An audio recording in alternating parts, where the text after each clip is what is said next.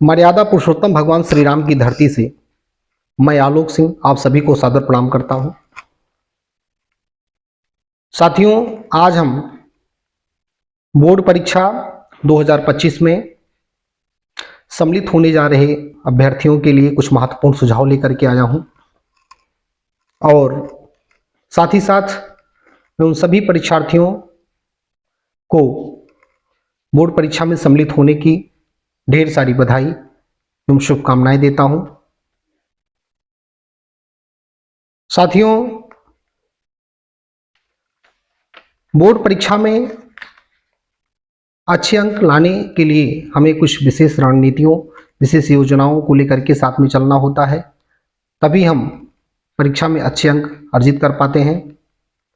तो मैं अपनी तरफ से इस परीक्षा में अच्छे अंक लाने के लिए कुछ एक विचारों को संग्रहित किया हूं, उनको संकलित किया हूं और आपके सामने उसको मैं प्रस्तुत करूंगा।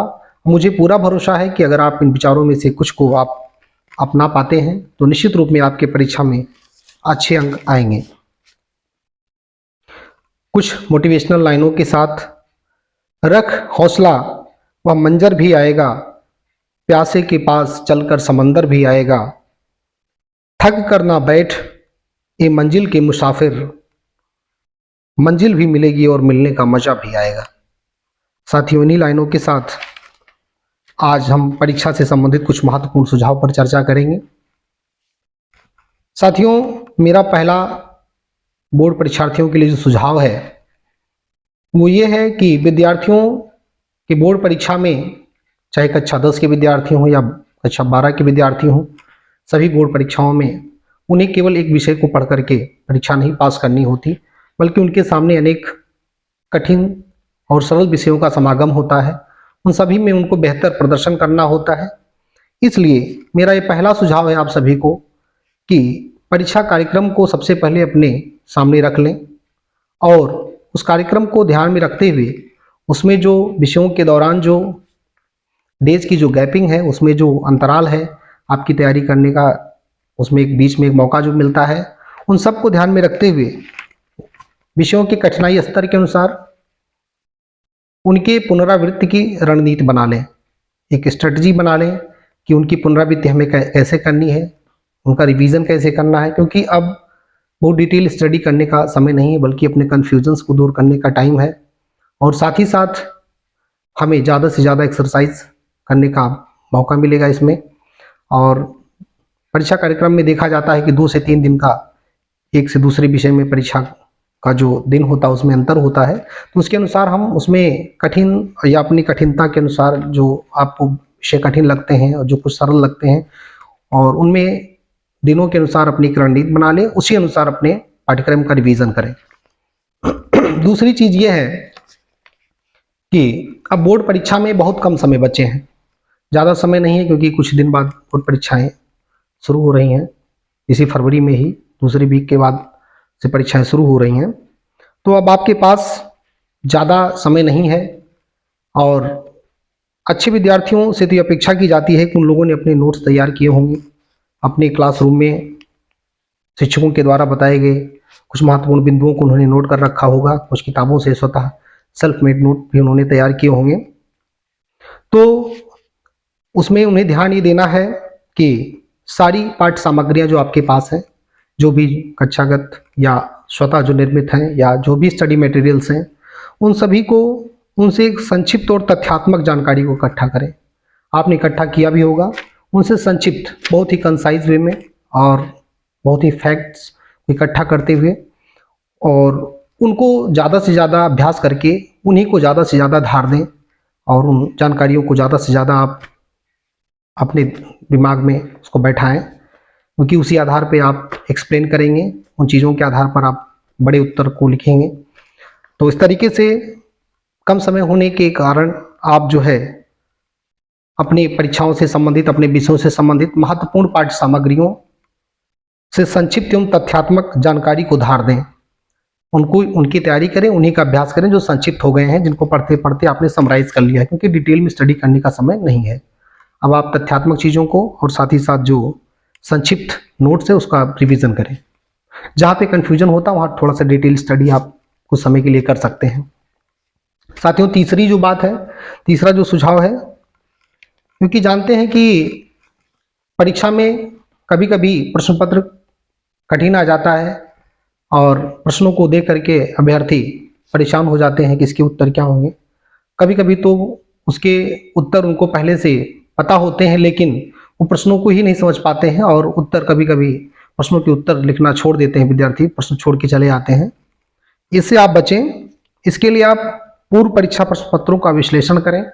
जो पूर्व में परीक्षा प्रश्न पत्र आए हैं, जो आपके अनसॉल्व पेपर्स हैं, मार्केट से आपको अवेलेबल हो जाएंगे, वहाँ उनको ले लें और अपने आप से स्वतः अपनी जानकारी के आधार पर आप संभावित प्रश्नों की सूची बनाएं कि ऐसे प्रश्न आ सकते हैं या इन प्रश्नों पर मुझे फोकस करना चाहिए, या इस तरीके से प्रीवियस ईयर्स में क्वेश्चंस आए हैं, इनसे रिलेटेड क्वेश्चंस बार बार रिपीट हुए हैं।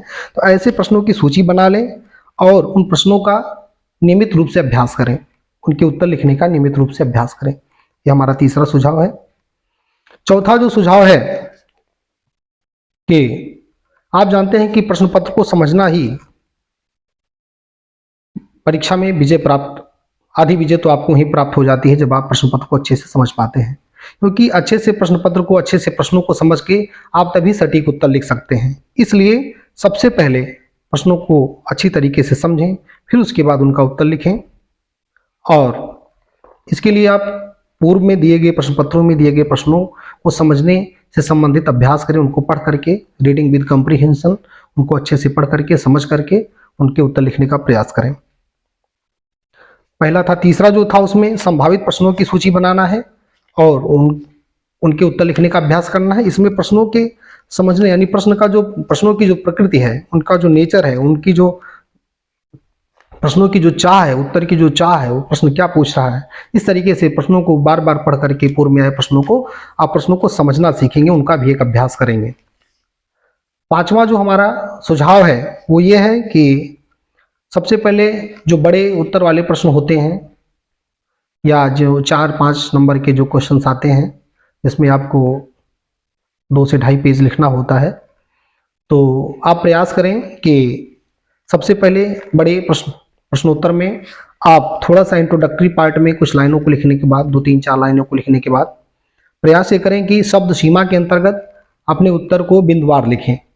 और बिंदुवार लिखें, बिंदुवार लिखने से आपका ये फायदा होता है कि बिंदु पर जो आपके जो मेन पॉइंट्स होते हैं उस पर अंक जो है ज़्यादा मिलते हैं और उसमें एग्जामिनर्स को ज़्यादा उसमें स्टडी करने की जरूरत नहीं पड़ती है और वो आसानी से आपको नंबर देता है और आप पूरे अंक पा जाते हैं। तो इसलिए आप बिंदुवार अगर लिखते हैं, बिंदुवार व्याख्या करते हैं, तो आपको ज़्यादा से ज़्यादा अंक मिलते हैं, मतलब मैक्सिमम अंक आपको प्राप्त हो सकते हैं।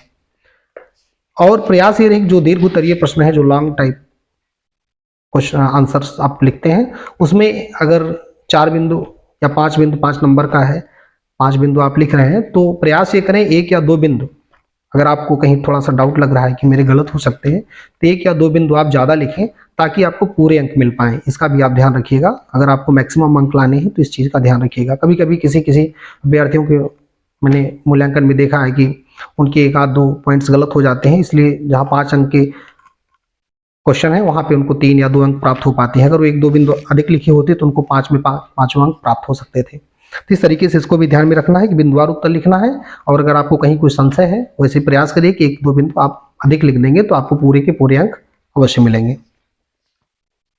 ये भी प्रयास करना चाहिए।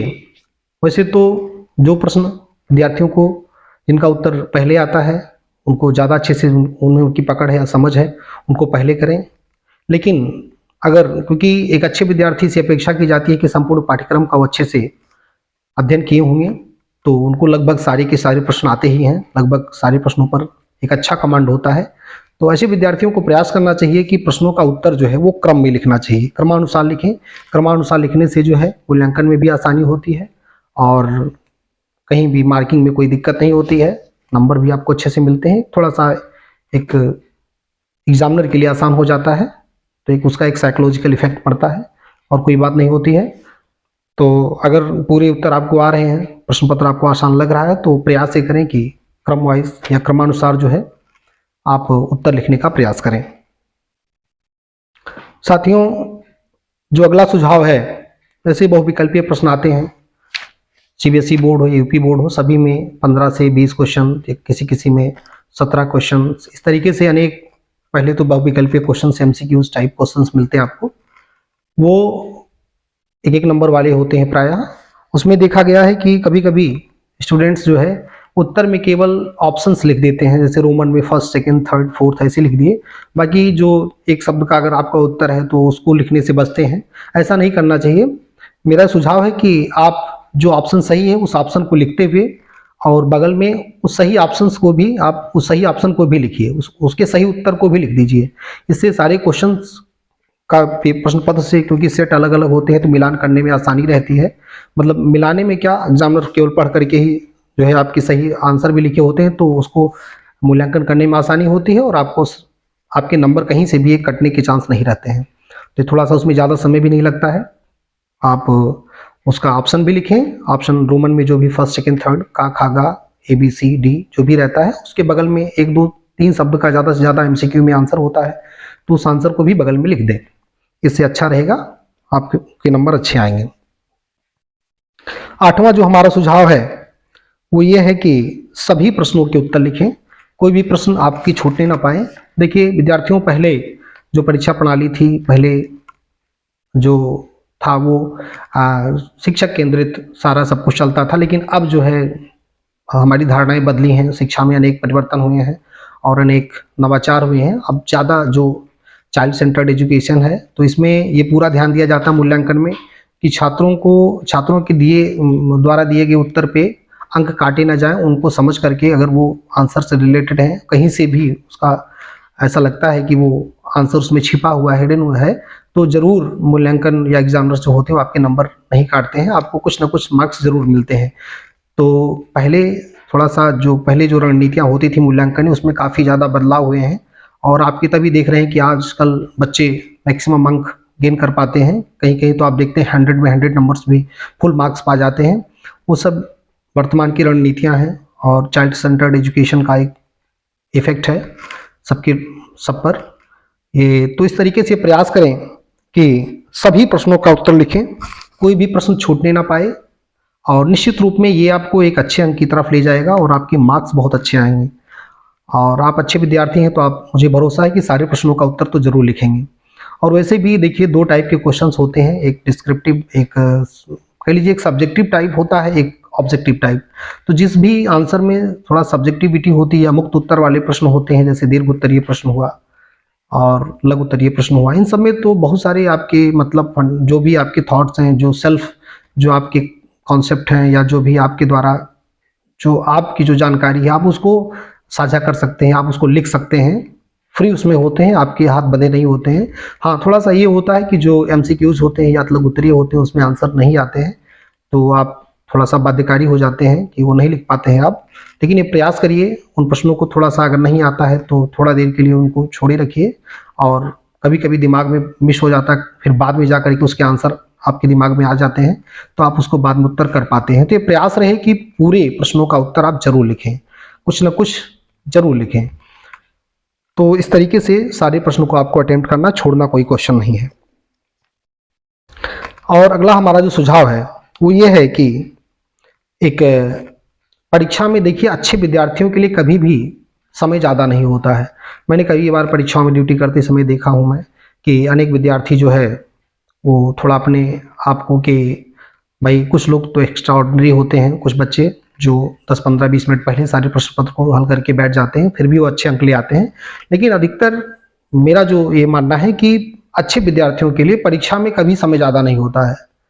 हमेशा अच्छे विद्यार्थियों के लिए परीक्षा में तो उनको लगा रहता है कि समय कम है, मुझे और लिखना चाहिए, मेरे पास और समय होता तो मैं और अच्छे से आंसर को लिख पाता और सटीक ढंग से और अच्छे शब्दों में उसको मैं दे पाता। इस तरीके से कभी भी ये मन में मत बनाइए कि बहुत समय है, समय ज़्यादा नहीं होता, उसी हिसाब से समय दिया गया होता है जितना आपको आंसर लिखना होता है। जिस तरीके से अच्छे विद्यार्थियों के लिए परीक्षा में कभी समय ज़्यादा नहीं होता है। कृपया परीक्षा के पूरे समय को योजना अनुसार बांट लें और उसका उत्तर लिखने में सदुपयोग करें। यानी समय योजना पूर्व में तैयार कर लें पहले से ही।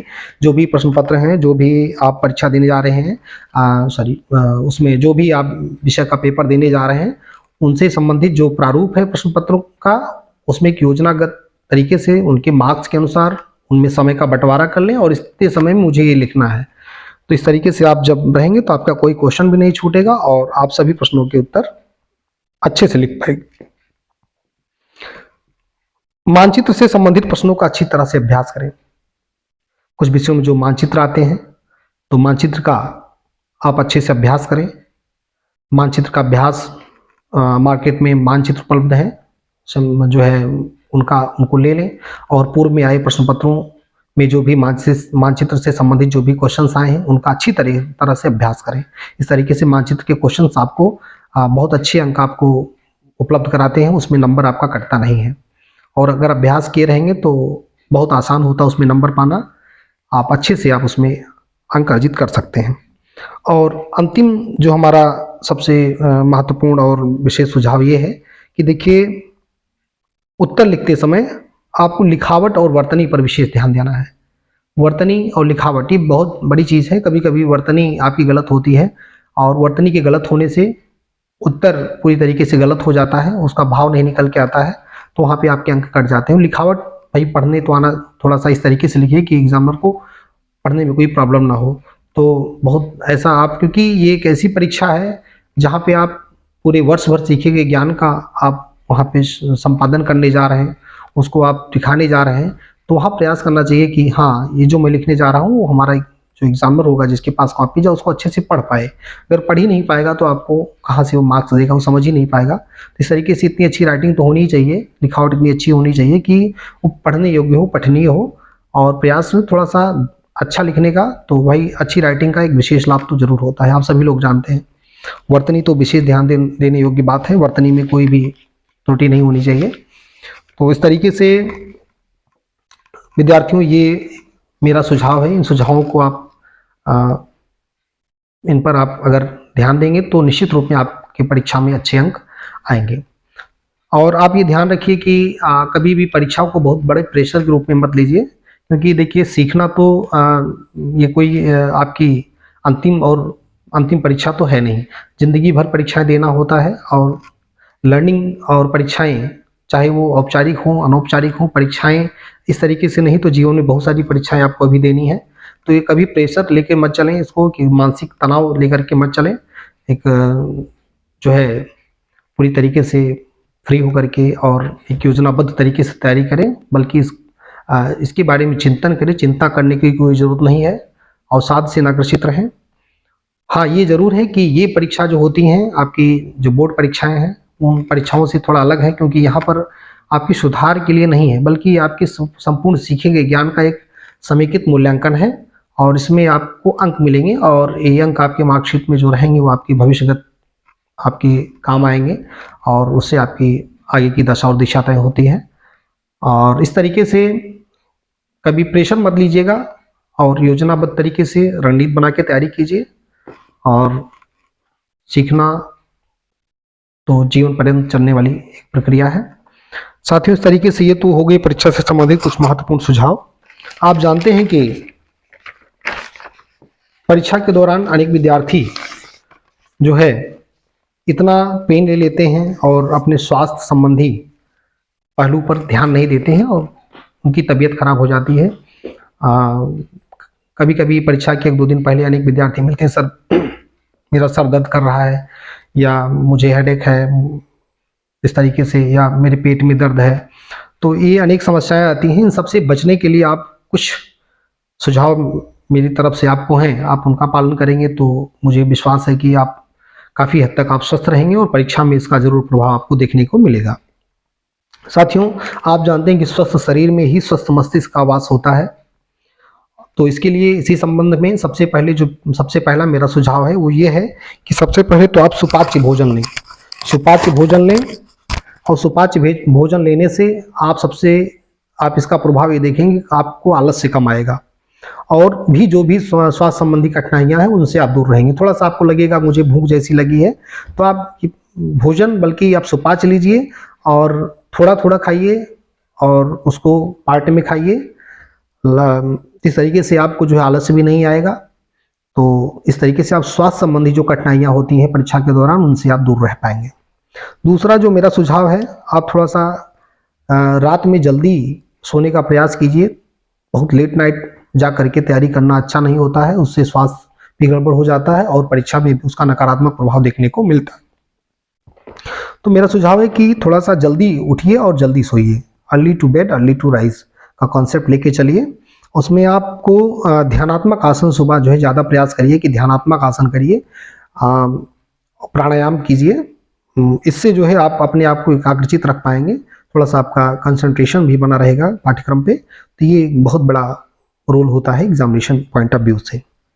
अगला जो हमारा सुझाव है वो है कि जल का अधिक सेवन करिए, पानी खूब पीजिए, पानी अधिक मात्रा में पीजिए और जल को बल्कि तेजी से मत पीजिए। कहीं ज़्यादा मात्रा में पीने का मतलब बोतल से लेकर के बोतल उठाए और उसके बाद गट गट गट गट पीते चले गए, इस तरीके से मत कीजिए। पानी को हमेशा जो है घूट घूट में पीना चाहिए। बल्कि आयुर्वेद में बताया गया है कि खाने को पीजिए और पानी को खाइए। इसका अर्थ ये हुआ, थोड़ा सा आपको हंसी आ रही होगी, खाने को पीजिए और पानी को खाइए। इसका अर्थ ये हुआ कि खाने को इतना चबाइए कि पीने योग्य बन जाए, और पानी को खाने का मतलब घूंट घूंट करके पीजिए। पानी में थोड़ा सा स्वाद को जो है महसूस करिए। अभी देखिए, तो साथियों इस तरीके से अगला मेरा जो सुझाव है, इन सभी बातों को आप ध्यान रखिएगा। अगला मेरा जो सुझाव है वो ये है, अत्यधिक शारीरिक व्यायाम, विशेषकर हैवी फिजिकल एक्सरसाइज से बचें। आप हैवी फिजिकल एक्सरसाइज से बचें। देखिए, मैंने इसके पहले वाले में बताया कि आसन एवं प्राणायाम का विशेष अभ्यास करें। ऐसे ध्यानात्मक आसन और प्राणायाम करें, ना कि हैवी एक्सरसाइज करें। बहुत लॉन्ग जो है आप रेस लगाएं और सपाट मारें, डंड मारें, इस तरीके से थोड़ा सा परीक्षाओं में बचना चाहिए, क्योंकि कभी कभी मस्कुलर पेन हो जाता है और बहुत सारी प्रॉब्लम्स आ जाती हैं अगर आप नियमित अभ्यास नहीं कर रहे हैं। तो इस तरीके से इसमें इन चीज़ों से बचना चाहिए। और अगला मेरा जो सुझाव है कि सुबह अंकुरित से आहार की शुरुआत करें। अंकुरित चना जो है, आप मूंग है और इन सब चीज़ों से अब शुरुआत करें। उसके बाद दलिया वगैरह आप ले सकते हैं, ये आपको काफ़ी ज़्यादा फायदेमंद आपके लिए होगी।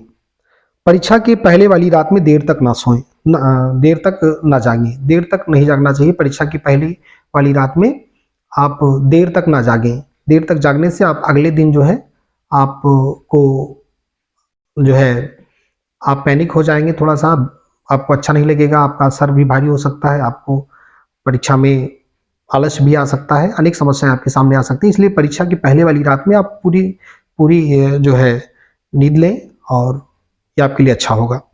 और विशेष तौर से आप, अगला मेरा जो सबसे महत्वपूर्ण और अंतिम सुझाव ये है कि अपने शारीरिक साफ सफाई का ध्यान रखें। इससे आप हाइजेनिक रहेंगे और आपके स्वास्थ्य संबंधी कोई भी कठिनाई जल्दी नहीं आएगी। तो छात्रों, इस तरीके से मेरे द्वारा आपके लिए मेरे द्वारा छोटा सा जो सुझाव, ये सब छोटे मोटे सुझाव दिए गए, इनमें से अगर आप पालन करेंगे तो मुझे पूरा भरोसा है कि आपकी परीक्षा में जरूर काम आएंगे। आप लोगों को बहुत बहुत धन्यवाद। आपका दिन शुभ हो।